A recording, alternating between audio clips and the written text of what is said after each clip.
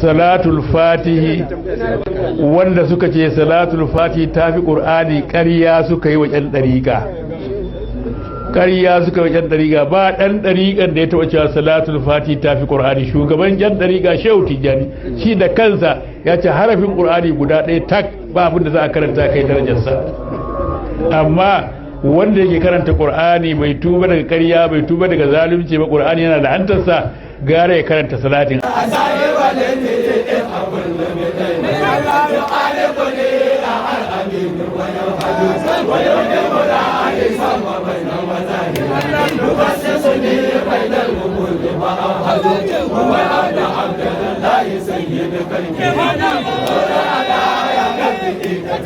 Thank you.